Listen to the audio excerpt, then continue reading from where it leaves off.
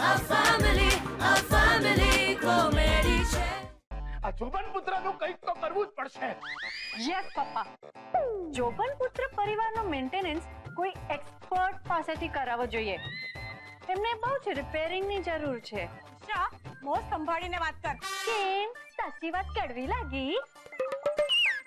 મારા પરિવારને નીચે દેખાડવાની તું એક પણ તક નથી ચૂકતી ને. પણ તારા પપ્પા મારા પપ્પાને આમ સાબુના ફીણમાં રાખવાની તક લાવ્યા કરે છે એનું શું? મને જાણી જોઈને થોડી કરે છે. એવું તું કેવી રીતે કહી શકે? તું બકવાસ કરે છે. તારો કહેવાનો મતલબ એમ છે કે મારા પપ્પા પ્લાન કરે છે કે જ્યારે પણ પપ્પાજી અને પાર્થ નહાવા જાય ત્યારે પાણી બંધ કરી દેવાનું. એવું ન કરતા હોય એની શું ખાતરી?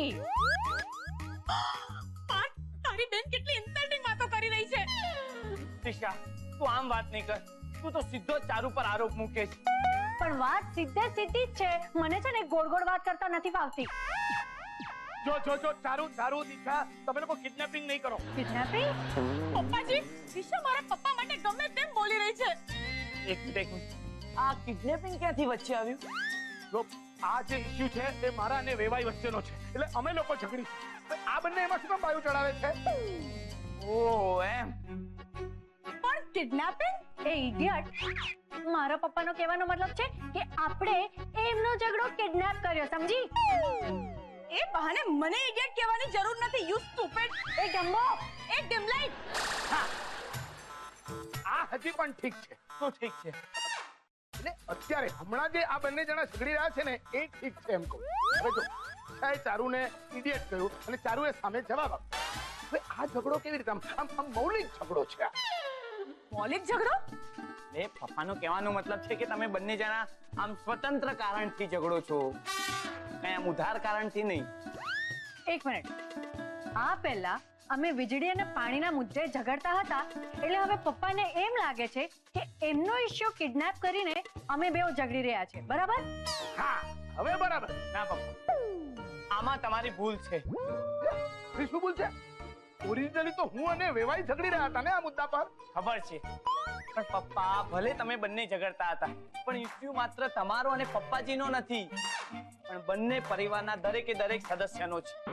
આ વીજળી અને પાણી માત્ર તમે અને પપ્પાજી નથી વાપરતા. અરે આ વાતમાં દમ છે પાર્થિતા. તો પછી અને આ મુદ્દા પર ઝઘડો કરવાની કાંઈ જ જરૂર નથી. બહુ સામાન્ય ઇશ્યુ છે. આમ ચપટી વગાડતા સોલ્વ થઈ શકે છે. શું વાત કરે છે? કઈ રીતે? એ રીતે બંને પરિવારની એક જોઈન્ટ મીટિંગની જરૂર છે.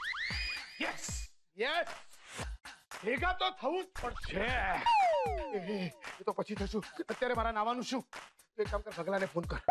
ભગલો? કયો ભગલો? ભગતને ફોન કર. નાયા નથી ને ભજન રાખવા છે. ભગત, ચંદ્રકાંત ભગત, પાણીના ટેન્કર વાળો. પૂરું નામ બોલો ને પપ્પા.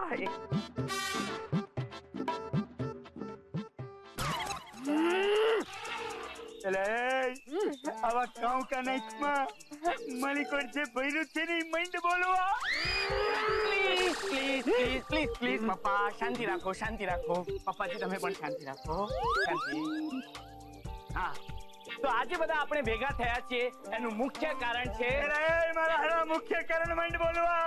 મુખ્ય કારણ શું છે? પપ્પાજી મને બોલવા તો દો. હા, મીટિંગ. આજનું મુખ્ય કારણ છે મીટિંગ.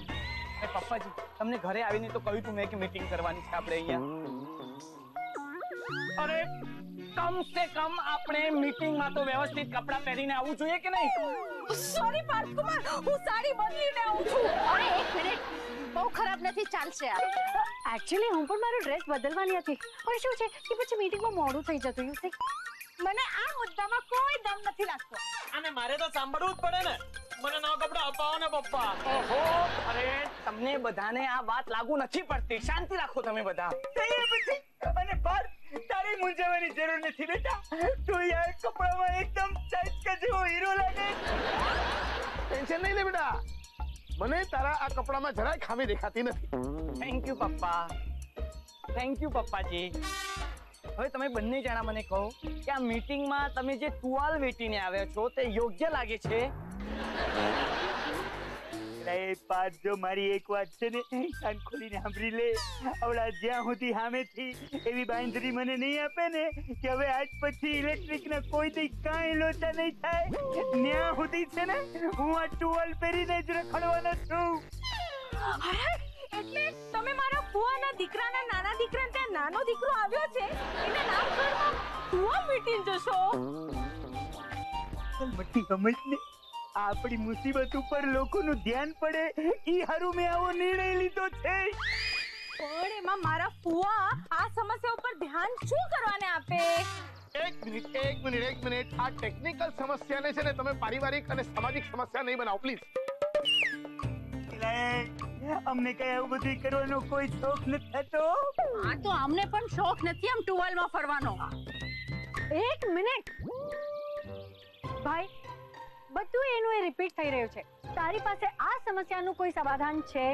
હા, મારી પાસે સમાધાન છે, પણ આપણે અંદરો અંદર ઝઘડવાનું બંધ કરીએ તો આગળ વધીએ ને. હા પાર્થ કુમાર, બરાબર છે, પણ હવે અંદરો અંદર ન ઝઘડીએ તો બહારથી થોડી કોઈ માણસને ઝઘડવા માટે લઈ આવીએ. હા, આમ પણ બહારના લોકોને આપણી સમસ્યા સાથે શું સંબંધ? ઈ જ ને વાણી જ. હવે આપણે બહારના કોકને પકડીને એમ પૂછીએ કે ભાઈ તમે કેમ અમારી વીજળીનું ધ્યાન નથી રાખતા, તો કેવું લાગે? હા, અને આપણે એમ પણ કહીએ કે અમારી જુઓને પાઇપલાઇન જરા લીક થાય છે, જોતા કેમ નથી? અરે પણ આ બધી સમસ્યામાં બહારના લોકોને અંદર ખેંચવાની જરૂર જ નથી. આપણે અંદરો અંદર જ બરાબર ઝઘડી લેતા હોતો.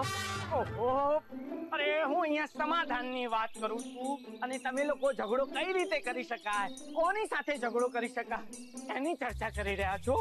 તો તારી પાસે કોઈ ઉપાય છે? ના, આપણે બધા અહીંયા મચ્છર મારવા ભેગા થયા, મચ્છર મારવા. અરે મારી પાસે તો મચ્છર છે, એટલે કે મારી પાસે તો ઉપાય છે. મેં તો મીટિંગ રાખી છે એના માટે. અને પ્લીઝ હવે મહેરબાની કરીને મને પ્રશ્નો પૂછવાના બંધ કરો. આપણે મૂળ મુદ્દા ઉપર આવીએ. ઉપાય. હા, ઈ હારું થઈને તો અહીંયા બધે ગુડાણા. દીવા, શું કહું છું કે તમારે એટલીસ્ટ ટોવેલ તો ચેન્જ કરી લેવો. તો સવારથી એકનો એક ટોવેલ પહેરીને ફરો છો, આમ બીજો પહેર્યો તો કઈ ચેન્જ લાગે ને. અરે વિદ્યા, આપણી ત્યાં ફક્ત બે જ ટોવેલ છે, એક અને અભી.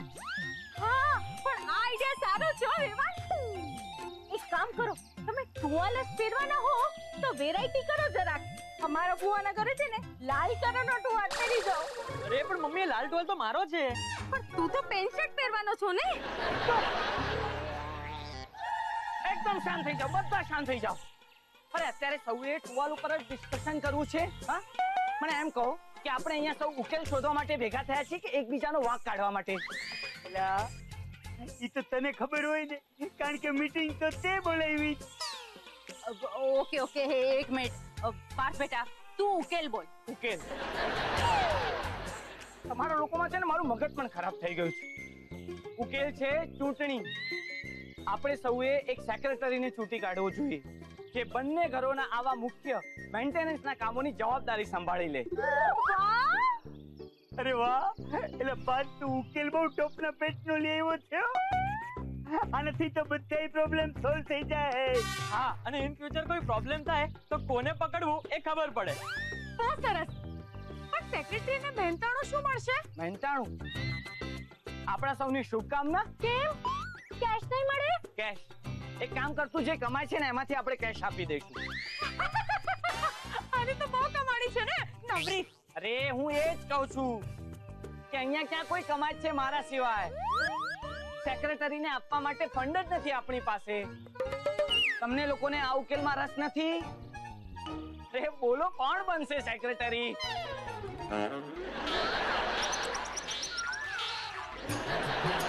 પપ્પા, પપ્પાજી, મમ્મી, ચગડા હાલ સેફલી લે યાર. અરે ઈ ચારુ ચકલી ઉડી. ઠીક છે, લાગે છે આ લોકોને થોડો સમય જોઈએ છે નક્કી કરવા માટે. ઠીક છે, જુઓ ચકલી તમે, અને તમે સેલ્ફી લો. છેવટે દરેક સમસ્યાનો ઉકેલ તો હું જ લાવું છું ને, તો આ સમસ્યાનો ઉકેલ પણ હું જ લાવીશ.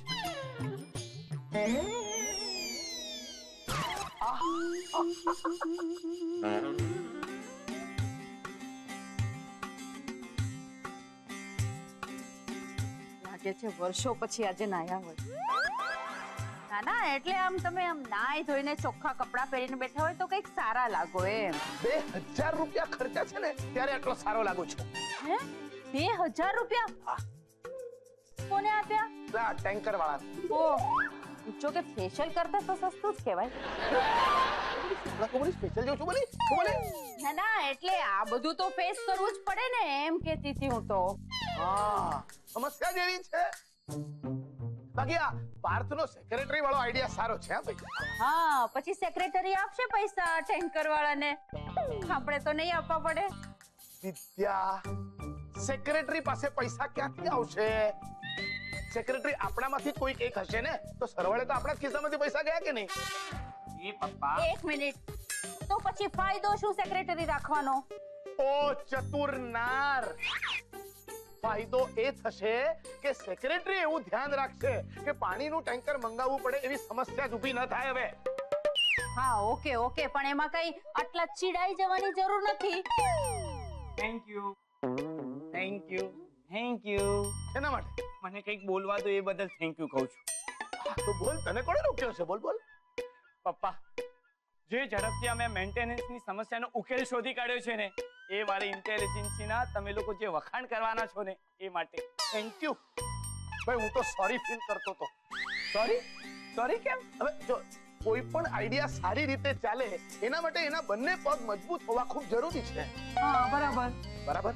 તો તે આપેલો જે આઈડિયા છે ને એનો એક પગ શું છે ખબર છે? એક પગ એ છે કે એક સેક્રેટરી ચૂંટવો અને એ બધી વ્યવસ્થા સંભાળે. હા અને બીજો પગ? સેક્રેટરી ચૂંટવો કઈ રીતે? કેમ એમાં શું પ્રોબ્લેમ છે? અરે ભાઈ કોઈ સેક્રેટરી બનવા માંગતું જ નથી. હા આ મફતમાં મગજમારી કોણ કરે? ઓહો, આ સમસ્યા સોલ્વ થવાને બદલે વધારે ને વધારે ગૂંચવાતી જાય છે. હા હવે પપ્પા તમે ને પપ્પાજી આમ જુઓ ને તો આખો દિવસ કઈ કામ કરતા નથી, એટલે કે તમારા બંનેમાંથી કોઈ એક જણ આ જવાબદારી સંભાળી શકે એટલા નવરા છો એમ. આ વાત તે ખરી કરી હો પાર્થ. મમ્મી આટલું બધું હસ નહીં, હું પણ આખો દિવસ કઈ જ કામ નથી કરતી. હા બસ હા, એમ તો આ વેવાણ પણ ક્યાં કઈ કામ કરે છે? હા અને જોવા જાવ ને તો સંદીપડો પણ આખો દિવસ નવરો જ બેઠો હોય છે. બરાબર. અને આપણી ચારુ દિશા પણ કયો મોટો પહાડ તોડે છે. એનો મતલબ એમ થયો કે બંને પરિવારમાં આખો દિવસ કોઈ કાંઈ જ નથી કરતું? એક મિનિટ એક્સક્યુઝ મી, સિવાય કે હું. ઓહોહોહો. આમ જોવા જઈએ ને તો કેટલું બધું કઈ જ નથી બની રહ્યું છે ને બધા જ લોકો કઈ જ નથી કરતા. પપ્પા આપણે પાછા મુદ્દા ઉપર આવીએ જે વાત કરતા હતા એ. હા તો પપ્પા મને એવું લાગે છે કે ચારુ અને દિશા બંનેમાંથી કોઈ એક જણે સેક્રેટરી બનવું જોઈએ. Good suggestion. બંને યુવાન છે અને તરવરાટથી ભરપૂર પણ છે. ગુડ. અરે પણ આ ઉંદરડી બિલાડીને સમજાવશે કોણ? પાર્થ, બીજું કોણ વળી? આ કામમાં તો પાર્થ એકદમ માસ્ટર છે આપણો. કયા કામમાં? એટલે કોઈને કોઈ પણ વાત ગળે ઉતારવાના કામમાં. ના એવું કઈ નથી. અરે પાર્થ, તારામાં તો આ કમાલનો ગુણ છે. એમ? હાસ તો અરે પણ મને કોઈ દિવસ એવું લાગ્યું નથી. અરે પોતાના જ ગુણો પર ધ્યાન ન આપવું એ તો નમ્રતા છે. હા અરે પાર્થ બેટા, ઘણા લોકો તો પોતાનામાં કોઈ ગુણ હોય જ નહીં તોય કેટલી બડાઈ મારતા હોય છે. એક આપણો જેનામાં ગુણ જ ગુણ છે છતાં પણ એ ગુણોનો એક ગર્વ નથી કરતો. ઓકે ઓકે, હવે આટલા બધા વખાણ નહીં કરો. હવે હું ચારુ અને દિશાને સેક્રેટરીના હોદ્દા માટે ઇલેક્શન લડવાનું સમજાવી જોઈશ. ઠીક છે? ચાલો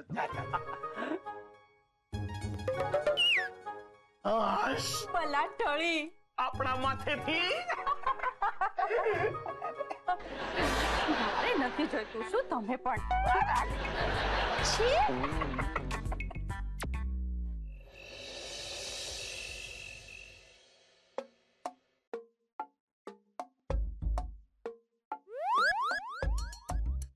તો દિશા શું ચાલી રહ્યું છે? બસ ચાલી રહી છે, ટ્રેન ચાલી રહી છે, રિક્ષા ચાલી રહી છે. એટલે એમ કે બહાર જે ચાલી રહ્યું છે એ કયું? અરે હું એમ પૂછું છું કે શું કરી રહી છે અત્યારે એમ. દેખાતું નથી, હાથીનું ચિત્ર દોરી રહી છું. આના ખોટા વખાણ કરીને પણ થોડી ખુશ કરવી પડશે, તો જ આ મારી વાતોમાં આવશે. વાહ વાહ દિશા, વાહ વાહ, મુઆ! યો મેરે રાજા, કેટલી અદ્ભુત વાત છે, કેટલી અદ્ભુત વાત છે. કઈ વાત?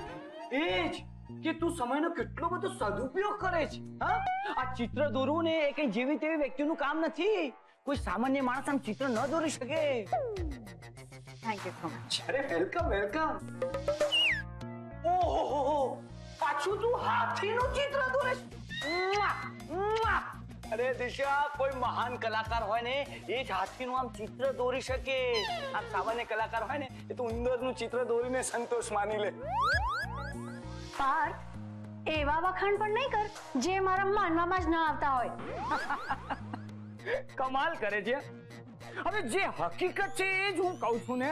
હવે એમાં ઇનડાયરેક્ટલી હવે તારા આમ વખાણ થઈ જાય મારા મોઢેથી, તો હું શું કરું? ચાલ, સોરી. અચ્છા, એમ વાત છે. ઓકે. બાય ધ વે, હાથી ક્યાં છે આ ચિત્રમાં? આજો પાર્થ, જો ધ્યાનથી જો. આ ચિત્રમાં તને હાથીની પૂંછડી દેખાય છે? હા, પણ આમાં તો ફક્ત હાથીની પૂંછડી જ દેખાય છે. એ જ તો વાત છે. આને જ તો આર્ટ કહેવાય ભાઈ. હાથી ચાલ્યો ગયો પણ ફક્ત એની પૂંછડી જ રહી ગઈ. એટલે જ મેં પૂંછડીનું ચિત્ર દોર્યું. ઓહો, આટલો વાહિયાત જવાબ કોઈ કેવી રીતે આપી શકે? પણ આ તો દિશા છે, એ કંઈ પણ કરી શકે. વાહ વાહ દિશા, વાહ! દિશા, તને ખબર છે, સામાન્ય રીતે આમ લોકો હાથીની વાત કરે ને તો માત્ર હાથીની સૂંઢ યાદ આવે. પણ એક અસલી કલાકાર જેમ કે તું છેક હાથીની પૂંછડી સુધી પહોંચી શકે. Thank you so much Parth, thank you so much. સામાન્ય રીતે તો લોકો માત્ર હાથીની પૂંછડી સુધી જ પહોંચી શકે છે, પણ તું ભાઈ પૂંછડીની પાછળ, એટલે કે પૂંછડીના ચિત્રની પાછળની એવી કલા દૃષ્ટિ સુધી પહોંચી ગયો જ્યાં મોટા કલાકાર, એટલે કે હું પણ ન પહોંચી શકી ભાઈ. હવે એમાં શું મોટી વાત છે? છેવટે તો હું કલાકારનો ભાઈ છું ને. વાહ, બહુ જ સરસ. પણ દિશા, એક વાત છે કે વિશ્વમાં અનેક કળાઓ છે અને એમાંથી માત્ર તે ચિત્રકલાને જ કેમ પસંદ કરી? શું છે ને પાર્થ કે મેં બહુ જ વિચાર કર્યો, શું કરું. પછી મને ચિત્રકામ સૂઝ્યું, પણ પછી આગળ વિચારવાનો કંટાળો આવતો હતો એટલે હું ચિત્રકામ કરવા માંડી. આગળ વિચારવાનો કંટાળો આવતો હતો? હા યાર પાર્થ, મને એટલો કંટાળો આવે છે ને આજકાલ છે ને, બોર્ડમ મને રોગની જેમ હેરાન કરી રહ્યું છે. સાલું બચ્યું જ નથી કઈ લાઈફમાં કરવાનું.